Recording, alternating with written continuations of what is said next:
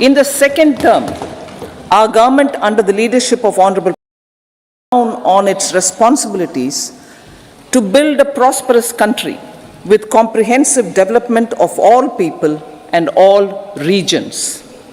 Our government strengthened its mantra to Sabka Saath, Sabka Vikas and Sabka Vishwas. Our development philosophy covered all elements of inclusivity, namely social inclusivity through coverage of all strata of the society, and geographical inclusivity through development of all regions of the country. With the whole of nation approach of Sabka Prayas, the country overcame the challenges of once in a century pandemic, took long strides towards Atmanirbhar Bharat, committed to Panch Pran, and laid solid foundations for the Amrit Kal. As a result, our young country has high aspirations, pride in its present, and hope and confidence for a bright future. We expect that our government, based on its stupendous work, will be blessed again by the people with a resounding mandate. Inclusive development and growth. Our humane and inclusive approach to development is a marked and deliberate departure from the earlier approach of provisioning up to village level. Development programs were thus provisioned. In the last 10 years, however, have targeted each and every household and individual through housing for all, Har Ghar Jal, electricity for all, cooking gas for all, bank accounts and financial services for all in record time. The worries about food have been eliminated through free ration for 80 crore people. Minimum support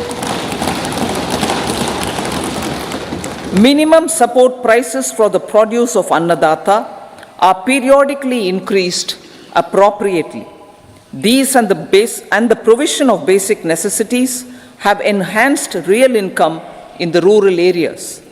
Their economic needs could be addressed, thus spurring growth and generating jobs.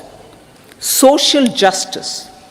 Our government is working with an approach to development that is all-round, all-pervasive, and all-inclusive. Sarvangin, Sarvasparshi, or Sarvasamaveshi. It covers all castes and people at all levels. We are working to make India a Vikasit Bharat by 2047. For achieving that goal, we need to improve people's capability and empower them. Previously, social justice was mostly a political slogan. For our government, social justice is an effective and necessary governance model. The saturation approach of covering all eligible people is the true and comprehensive achievement of social justice. This is secularism in action, reduces corruption, and prevents nepotism, prevents Bhai Bhatijawad. There is transparency and assurance that benefits are delivered to all eligible people. The resources are distributed fairly. All, regardless of their social standing, get access to opportunities. We are addressing systemic inequalities that had plagued our society. We focus on outcomes and not on outlays so that the social economic transformation is achieved. As our Prime Minister firmly believes, we need to focus on 4 major castes. They are Garib, Mahilaye, Yuva, and Annadata. Their needs, their aspirations, and their welfare are our highest priority. The country progresses when they progress. All four require and receive government support in their quest to better their lives. Their empowerment and well-being will drive the country forward.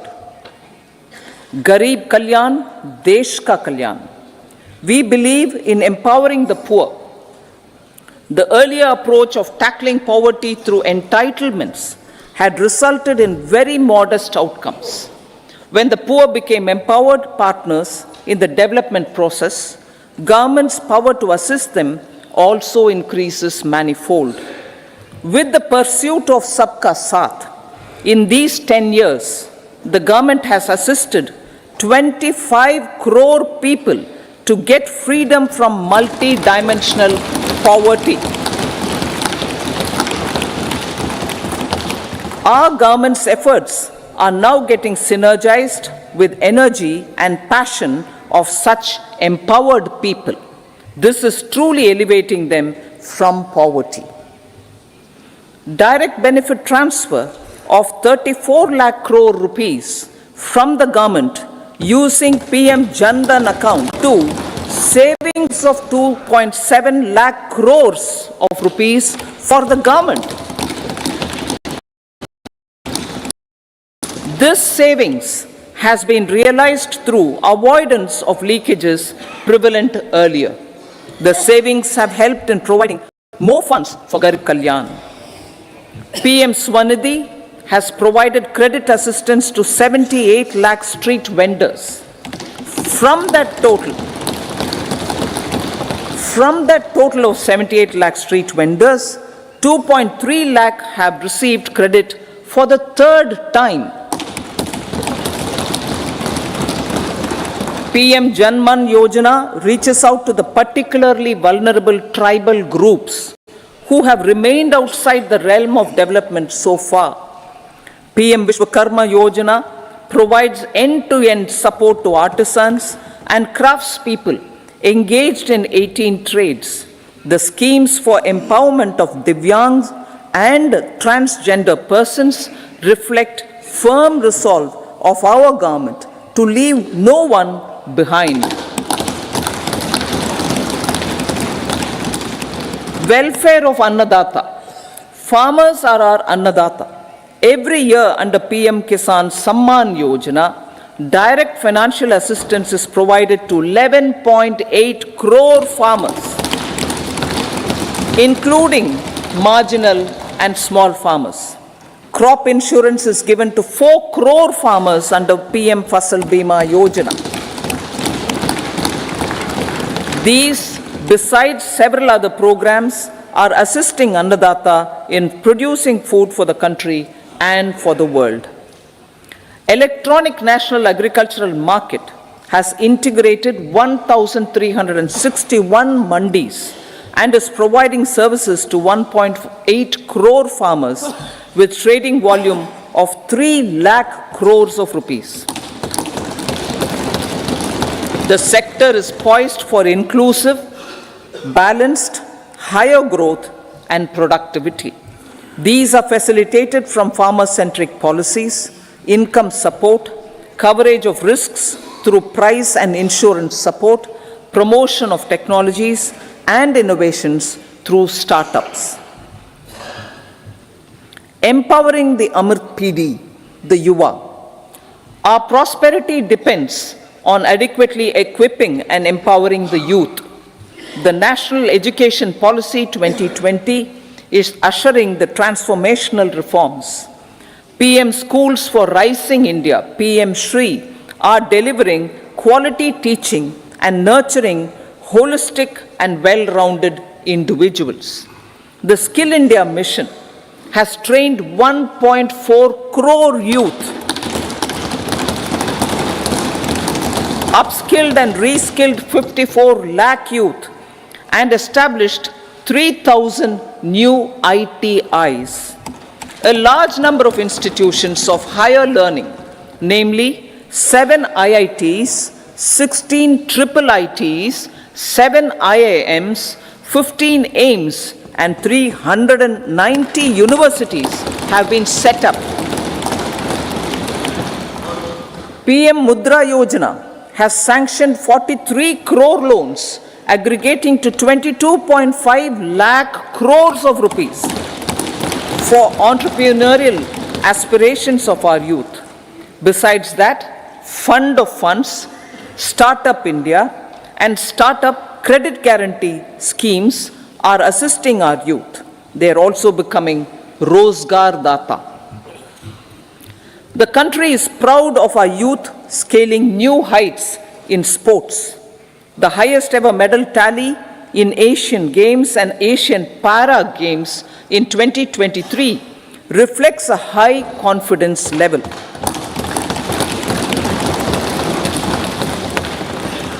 Chess prodigy and our number one ranked player Pragnananda put up a stiff fight against the reigning world champion Magnus Carlsen in 2023. Today, India has over 80 chess grandmasters compared to little over 20 in 2010. Momentum for Nari Shakti. The empowerment of women through entrepreneurship, ease of living, and dignity for them has gained momentum in these 10 years. 30 crore Mudra Yojana loans have been given to women entrepreneurs. Female enrollment in higher education has gone up by 28% in 10 years. In STEM courses, girls and women constitute 43% of enrollment, one of the highest in the world. All these measures are getting reflected in the increasing participation of women in workforce. Making triple talaq illegal, reservation of 1/3 seats for women in the Lok Sabha and state assemblies, and giving over 70% houses under PM Awas Yojana in rural areas to women, and giving over 70% houses under PM Awas Yojana in rural areas to women as sole or joint owners have enhanced their dignity. Exemplary track record of governance, development, and performance. Besides delivering on high growth in terms of gross domestic product, the government is equally focused on a more comprehensive GDP, that is, governance, development, and performance. Our government has provided transparent, accountable, people-centric, and prompt, trust-based administration with citizen-first and minimum government, maximum governance approach. The impact of all-round development is discernible in all sectors. There is macroeconomic stability, including in the external sector. Investments are robust. The economy is doing well. People are living better and earning better, with even greater aspirations for future. Average real income of the people has increased by 50%. Inflation is moderate. People are getting empowered, equipped, and enabled to pursue their aspirations. There is effective and timely delivery of programs and of large projects. Economic management. The multi-pronged economic management over the past 10 years has complemented people-centric, inclusive development. Following are some of the major elements. 1. All forms of infrastructure, physical, digital, or social, are being built in record time.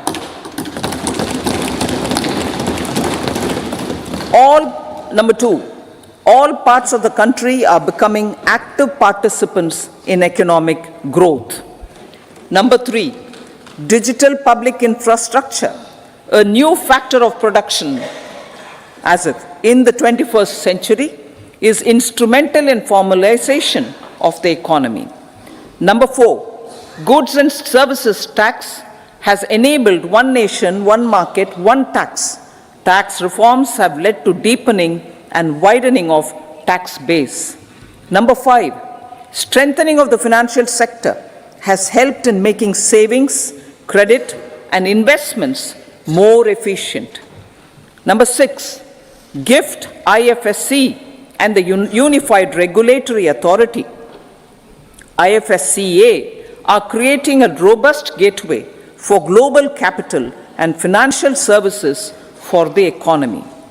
Number 7, proactive inflation management has helped keep inflation within the policy band. Now, the global context, Honorable Speaker, sir. Geopolitically, global affairs are becoming more complex and challenging with wars and conflicts. Globalization is being redefined with reshoring and friendshoring, disruption and fragmentation of supply chains, and competition for critical minerals and technologies. A new world order is emerging after the COVID pandemic. India assumed the G20 presidency during very difficult times for the world. The global economy was going through high inflation, high interest rates, low growth, very high public debt, low trade growth, and climate changes. The pandemic has led to a crisis of food, fertilizer, fuel, and finances for the world, while India successfully navigated its way.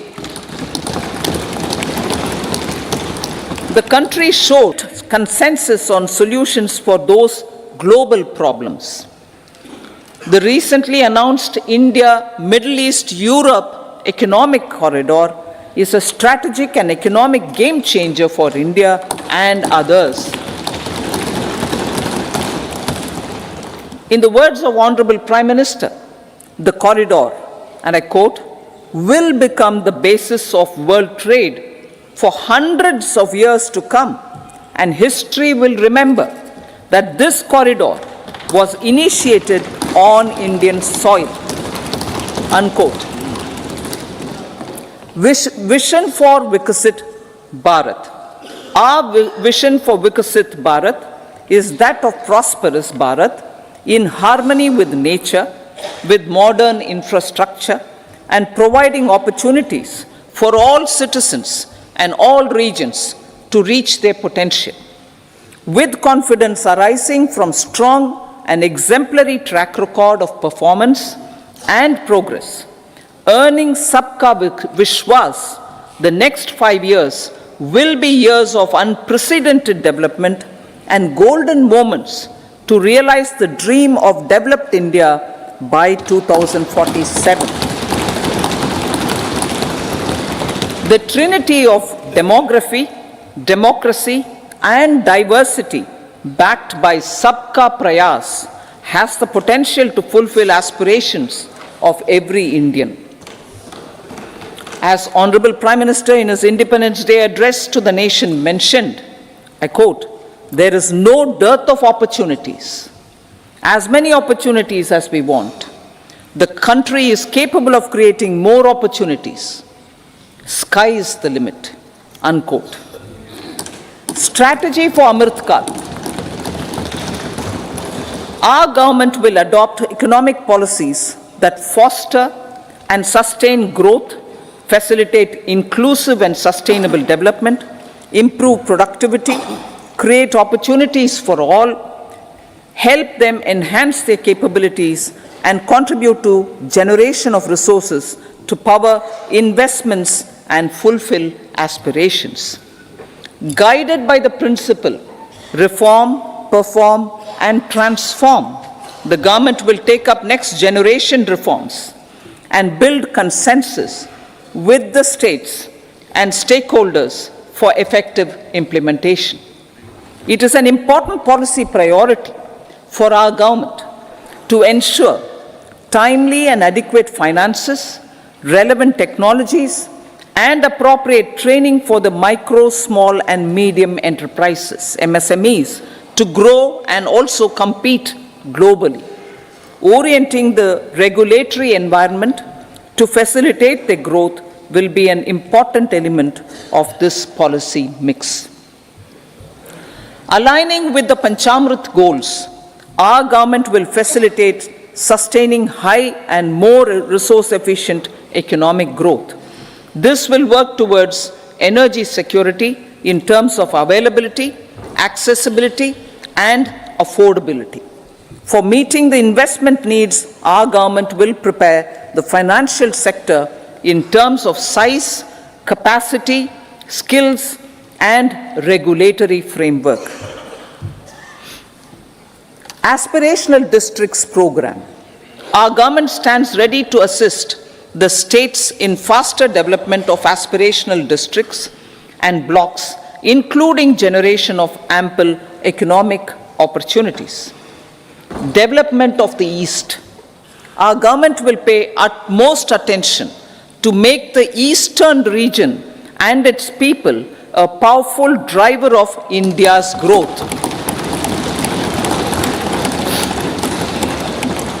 PM Awas Yojana Gramin.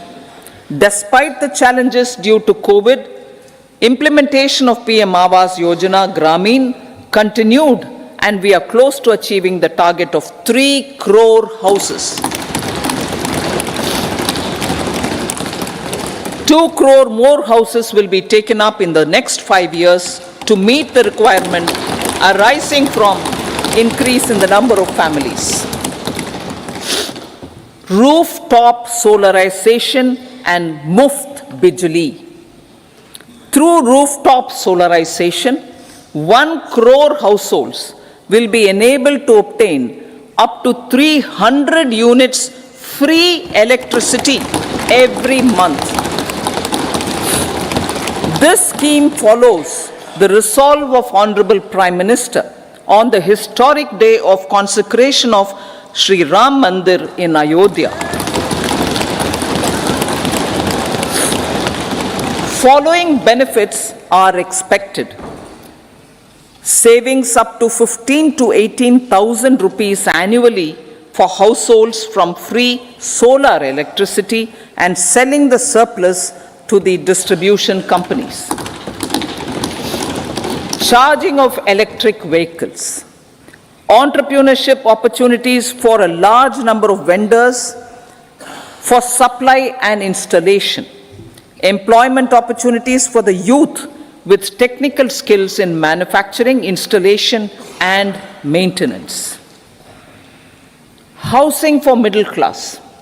Our government will launch a scheme to help deserving sections of the middle class, and I quote from Honorable Prime Minister's words, living in rented houses or slums or chawls and unauthorized colonies, unquote, to buy or build their own houses. Medical colleges.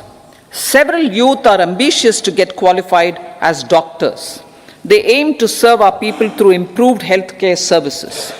Our government plans to set up more medical colleges by utilizing the existing hospital infrastructure under various departments. A committee for this purpose will be set up to examine the issues and make relevant recommendations. Cervical cancer vaccination. Our government will encourage vaccination for girls in the age group of 9 to 14 years for prevention of cervical cancer. Maternal and child health care.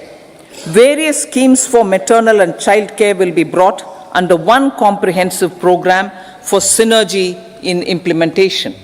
Upgradation of Anganwadi centers under Saksham Anganwadi and Poshan 2.0 will be expedited for improved nutrition delivery, early childhood care and development. The newly designed U-Win platform for managing immunization and intensified efforts of Mission Indradhanush will be rolled out expeditiously throughout the country. Ayushman Bharat. Healthcare cover under Ayushman Bharat scheme will be extended to all ASHA workers, to all Anganwadi workers and helpers. Agriculture and food processing. The efforts of value addition in agriculture sector and boosting farmers' incomes will be stepped up. Pradhan Mantri Kisan Sampada Yojana has benefited 38 lakh farmers and generated 10 lakh employment. Pradhan Mantri Formalization of Micro Food Processing Enterprises Yojana has assisted 2.4 lakh SHGs and 60,000 individuals with credit linkages. Other schemes are complementing the efforts for reducing post-harvest losses and improving productivity and incomes. For ensuring faster growth of the sector, our government will further promote private and public investment in post-harvest activities, including aggregation, modern storage, efficient supply chains, primary and secondary processing and marketing and branding. Nano DAP. After the successful adoption of nano urea, application of nano DAP on various crops will be expanded in all agroclimatic zones. Atmanirbhar Oilseeds Abhiyan. Building on the initiative announced in 2022, a strategy will be formulated to achieve Atmanirbharta for oil seeds such as mustard, groundnut, sesame, soya bean, and sunflower. This will cover research for high-yielding varieties, widespread adoption of modern farming techniques, market linkages, procurement, value addition, and crop insurance. Dairy development. A comprehensive program for supporting dairy farmers will be formulated. Efforts are already on to control foot and mouth disease.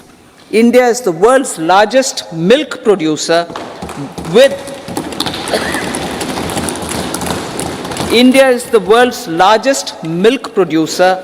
but with low productivity of milch animals.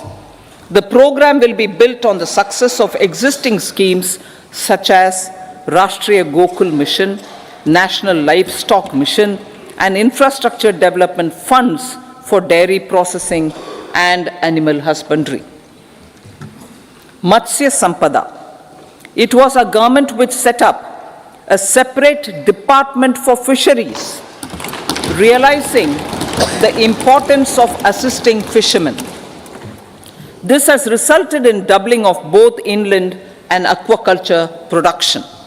Seafood exports since 2013-14 has also doubled. Implementation of Pradhan Mantri Matsya Sampada Yojana will be stepped up to 1. Enhance aquaculture productivity from existing 3 to 5 tons per hectare. 2. Double exports to 1 lakh crore rupees, and 3. Generate 55 lakh employment opportunities in the near future. 5 integrated aqua parks will also be set up. Lakpati Didi.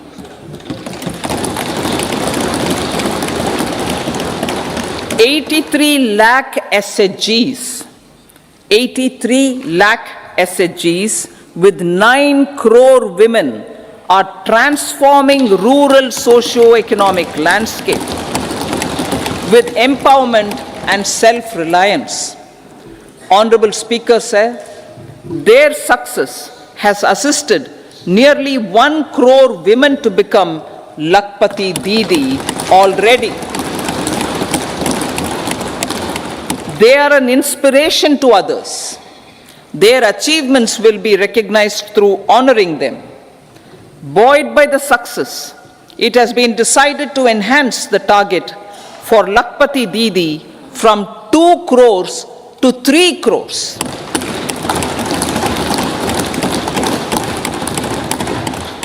Technological changes, new age technologies and data are changing the lives of people and businesses. They are also enabling new economic opportunities and facilitating provision of high quality services at affordable prices for all, including those at the bottom of the pyramid. Opportunities for India at the global level are expanding. India is showing solutions through innovation and entrepreneurship of its people. Research and innovation for catalyzing growth, employment, and development. Prime Minister Shastri, Prime Minister Lal Bahadur Shastri gave the slogan of Jai Jawan, Jai Kisan. Prime Minister Vajpayee, Atal Bihari Vajpayee ji, made that Jai Jawan, Jai Kisan, Jai Vigyan. Prime Minister Modi has furthered that to Jai Jawan, Jai Kisan, Jai Vigyan and Jai Anusandhan, as innovation is the foundation of development. For our tech-savvy youth, this will be a golden era. A corpus of 1 lakh crore rupees will be established with 50-year interest-free loan provided. The corpus will provide long-term financing or refinancing with long tenors and low and or nil. I repeat that sentence. The corpus will provide long-term financing or refinancing with long tenors and low or nil interest rates. This will encourage the private sector to scale up research and innovation significantly in sunrise domains. We need to have programs that combine the powers of our youth and technology. A new scheme will be launched for strengthening deep tech technologies for defense purposes and expediting Atmanirbharta. Infrastructure development.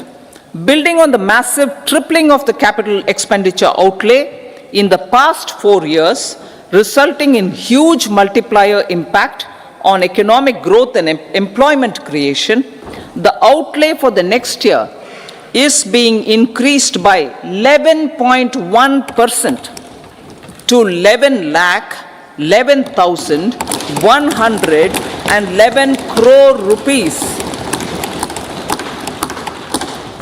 This would be 3.4% of our GDP. Railways. 3 major railway corridor programs will be implemented. These are energy, mineral and cement corridor. Number 2, port connectivity corridors. And number 3, high traffic density corridors. The projects have been identified under the PM Gati Shakti for enabling multimodal connectivity. They will improve logistics efficiency and reduce cost. The resultant decongestion of the high traffic corridors will also help in improving operations of passenger trains, resulting in safety and higher travel speed for passengers. Together with dedicated freight corridors, these 3 economic corridor programs will accelerate our GDP growth and reduce logistic costs.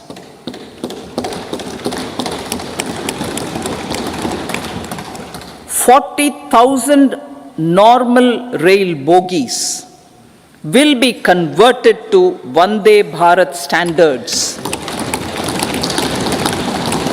to enhance safety, convenience, and comfort of passengers. Aviation sector. The aviation sector has been galvanized in the past 10 years. Number of airports have doubled to 149. Rollout of air connectivity to Tier 2 and Tier 3 cities under UDAN scheme has been widespread.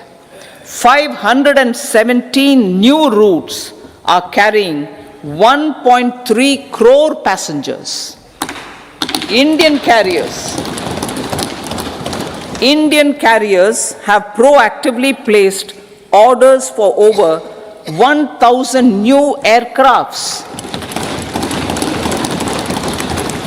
Expansion of existing airports and development of new airports will continue expeditiously. Metro and Namo Bharat. We have a fast expanding middle class and rapid urbanization is taking place. Metro rail and Namo Bharat can be the catalyst for the required urban transformation. Expansion of these systems will be supported in large cities focusing on transit-oriented development. Green energy. Towards meeting our commitment for net zero by 2070, the following measures will be taken. Viability gap funding will be provided for harnessing offshore wind energy potential for initial capacity of 1 gigawatt. Coal gasification and liquefaction capacity of 100 metric tons will be set up by 2030. This will also help in reducing imports of natural gas, methanol, and ammonia. Phased mandatory blending of compressed biogas in compressed natural gas for transport and piped natural gas for domestic purposes will be mandated. Financial assistance will be provided for procurement of biomass aggregation machinery to support collection. Electric vehicle ecosystem. Our government will expand this and strengthen the e-vehicle ecosystem by supporting manufacturing and charging infrastructure. Greater adoption of e-buses for public transport networks will be encouraged through payment security mechanism.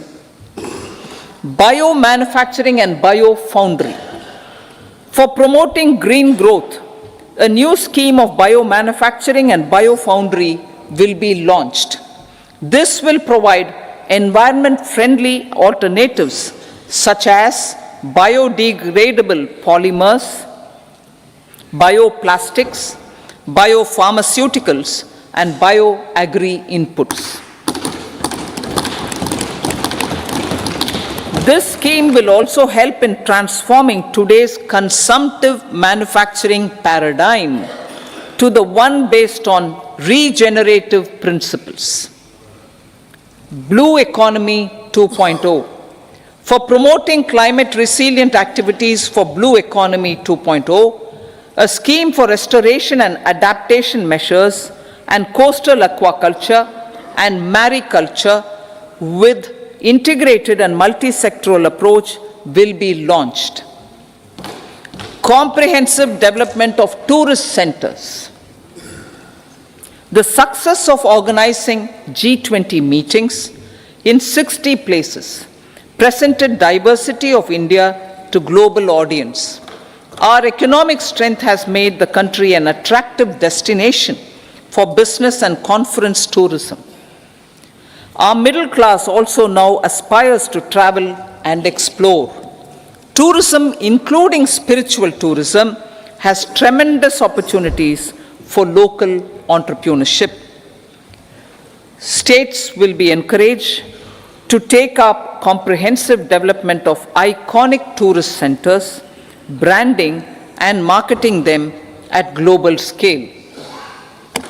A framework for rating of the centers based on quality of facilities and services will be established. Long-term interest-free loans will be provided to states for financing such development on matching basis. To address the emerging fervor for domestic tourism, Honorable Speaker, sir, projects for port connectivity, tourism infrastructure, and amenities will be taken up on our islands, including Lakshadweep. This will help in generating employment also. promoting investments. The FDI inflow during 2014 to 23 was 596 billion US dollars, marking a golden era. That is twice the inflow during 2005 to 14. For encouraging sustained foreign investment, we are negotiating bilateral investment treaties with our foreign partners in the spirit of First Develop India. FDI is First Develop India. Reforms in the states for Vikasit Bharat. Many growth and development enabling reforms are needed in the states for realizing the vision of Vikasit Bharat. A provision of 75,000 crore rupees as 50-year interest-free loan is proposed this year to support those milestone-linked reforms by the state governments. Societal changes. The government will form a high-powered committee for an extensive consideration of the challenges arising from fast population growth and demographic changes. The committee will be mandated to make recommendations for addressing these challenges comprehensively in relation to the goal of Vikasit Bharat. Amrit Kal as Kartavya Kal. Our government stands committed to strengthening and expanding the economy with high growth and to create conditions for people to realize their aspirations. Honorable Prime Minister in his Independence Day address to the nation in the 75th year of our Republic said, and I quote, "We commit ourselves to national development with new inspirations, new consciousness, new resolutions as the country opens up immense possibilities and opportunities. It is our Kartavya Kal." Unquote. Every challenge of the pre-2014 era was overcome through our economic management and our governance. These have placed the country on a resolute path of sustained high growth. This has been possible through right policies, true intentions, and appropriate decisions. In the full budget in July, Honorable Speaker, our government will present a detailed roadmap for our pursuit of Vikasit Bharat.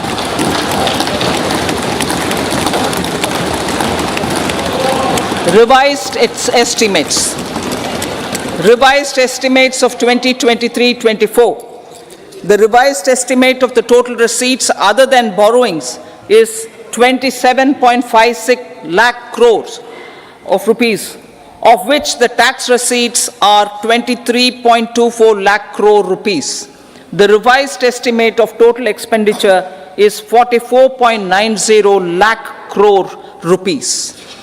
The revenue receipts at 30.03 lakh crore rupees are expected to be higher than the budget estimate, reflecting strong growth momentum and formalization in the economy. The revised estimate of the fiscal deficit is 5.8% of GDP, improving on the budget estimate, notwithstanding moderation in the nominal growth estimates. Budget estimates for 2024-25. Coming to the year 2024-25, the total receipts other than borrowings and total expenditure are estimated at 30.80 and 47.66 lakh crore rupees respectively. The tax receipts are estimated at 26.02 lakh crore rupees. The scheme of 50-year interest-free loan for capital expenditure to states will be continued this year with an outlay of 1.3 lakh crore rupees. We continue on the path of fiscal consolidation as announced in my budget speech of 2021-22 to reduce fiscal deficit below 4.5% by 25-26. The fiscal deficit in 2024-25 is estimated to be 5.1% of GDP, adhering to that path. So the gross and net market borrowings through dated securities during 24-25 are estimated at 14.13 lakh crore rupees and 11.75 lakh crore respectively. Both will be less than that in 23-24. Now that the private investments are happening at scale, the lower borrowings by the central government will facilitate larger availability of credit for the private sector. Vote on account. I'll be seeking vote on account approval of the Parliament through the appropriation bill for a part of the financial year 2024-25. I will now move to Part B.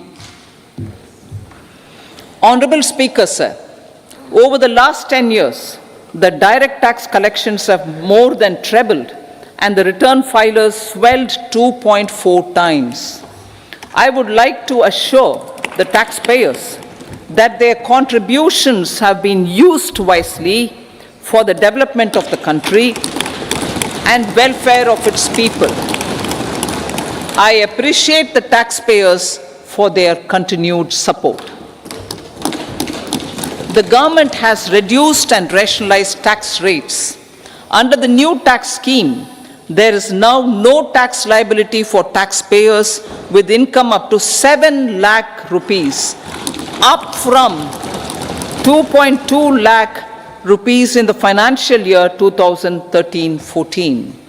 The threshold for presumptive taxation for retail businesses was increased from 2 crores to 3 crores. Similarly, the threshold for professionals eligible for presumptive taxation was increased from 50 lakh rupees to 75 lakh rupees. Also, corporate tax rate was decreased from 30% to 22% for existing domestic companies and to 15% for certain new manufacturing companies. Honorable Speaker, sir, in the last 5 years, our focus has been to improve taxpayer services. The age-old jurisdiction-based assessment system was transformed with the introduction of faceless assessment and appeal, thereby imparting greater efficiency, transparency, and accountability. Introduction of updated income tax returns, a new Form 26AS, and pre-filling of tax returns have made filing of tax returns simpler and easier. Average processing time of returns has been reduced from 93 days in the year 2013-14 to a mere 10 days this year, thereby making refunds faster. Indirect taxation. By unifying the highly fragmented indirect tax regime in India, the GST has reduced the compliance burden on trade and industry. The industry has acknowledged the benefits of GST. According to a recent survey conducted by a leading consulting firm, 94% of industry leaders view the transition to GST as largely positive. According to 80% of the respondents, it has led to supply chain optimization, as elimination of tax arbitrage and octroi has resulted in disbanding of checkposts at the state and city boundaries. At the same time, tax base of GST more than doubled, and the average monthly gross GST collection has almost doubled to 1.66 lakh crores this year. States too have benefited. States' SGST revenue, including compensation released to states in the post-GST period of 2017-18 to 2022-23, has achieved a buoyancy of 1.22. In contrast, the tax buoyancy of state revenues from subsumed taxes in the pre-GST 4-year period of 2012-13 to 2015-16 was a mere 0.72. The biggest beneficiaries are consumers, as reduction in logistic cost and taxes have brought down prices of most goods and services. We have taken a number of steps in customs to facilitate international trade. As a result, the import release time declined by 47% to 71 hours at inland container depots, by 28% to 44 hours at air cargo complexes, and by 27% to 85 hours at seaports over the last 4 years since 2019, when the national time release studies were first started. Tax proposals. As for tax proposals, in keeping with the convention, I do not propose to make any changes relating to taxation and propose to retain the same tax rates for direct and indirect taxes, including import duties. However, certain tax benefits to startups and investments made by sovereign wealth or pension funds, as also tax exemption on certain income of some IFSC units, are expiring on 31/3/2024. To provide continuity in taxation, I propose to extend the date to 31/3/2025. Moreover, in line with our government's vision to improve ease of living and ease of doing business, I wish to make an announcement to improve taxpayer services.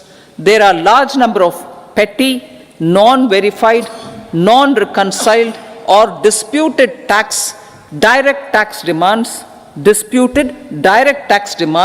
many of them dating as far back as 1962, which continue to remain on the books, causing anxiety to honest taxpayers and hindering refunds of subsequent years. Honorable Speaker, sir, I propose to withdraw such outstanding direct tax demands up to 25,000 rupees pertaining to the period up to financial year 2009-10 and up to 10,000 rupees for financial years 2010-11 to 2014-15. This is expected to benefit about 1 crore taxpayers. 1 crore taxpayers would benefit out of this. Economy then and now. In 2014, when our government assumed the reins, the responsibility to mend the economy step by step and to put the governance systems in order was enormous. The need of the hour was to give hope to the people, to attract investments, and to build support for the much needed reforms. The government did that successfully, following a strong belief of nation first. The crisis of those years has been overcome, and the economy has been put firmly on a high, sustainable growth path with all-round development. It is now appropriate to look at where we were then. I repeat, it is now appropriate to look at where we were then till 2014 and where we are now, only for the purpose of drawing lessons from the mismanagement of those years. The government will lay a white paper on table of the House.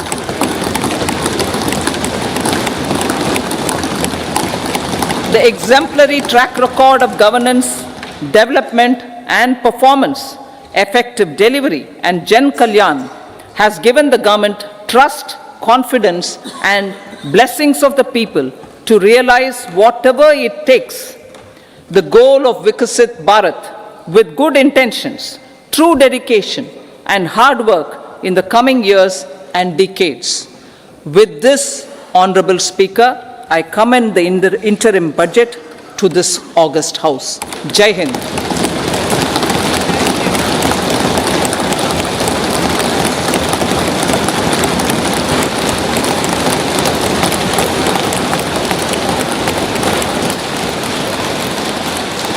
Item number 2 Shrimati Nirmala Sitharaman ji.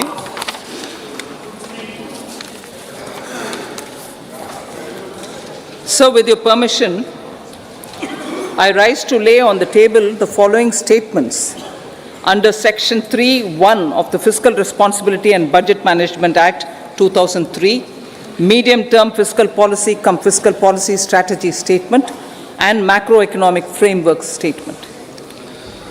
Item number 3 Shrimati Nirmala Sitharaman ji. Sir, with your permission, I rise to move for leave to introduce the Finance Bill 2024. प्रश्न ये है कि विधेयक को पुनर्स्थापित करने की अनुमति प्रदान की जाए। जो सदस्य इसके पक्ष में हाँ कहें, जो सदस्य विरोध में ना कहें। मेरे विचार में निर्णय हाँ वालों के पक्ष हुआ, हाँ वालों के पक्ष हुआ। माननीय मंत्री जी विधेयक को पुनर्स्थापित करें। Sir, I introduce the bill. सभा की कार्रवाई शुक्रवार दिनांक 2 फरवरी 2024 को प्राप्त 11 बजे तक के लिए स्थगित की जाती है।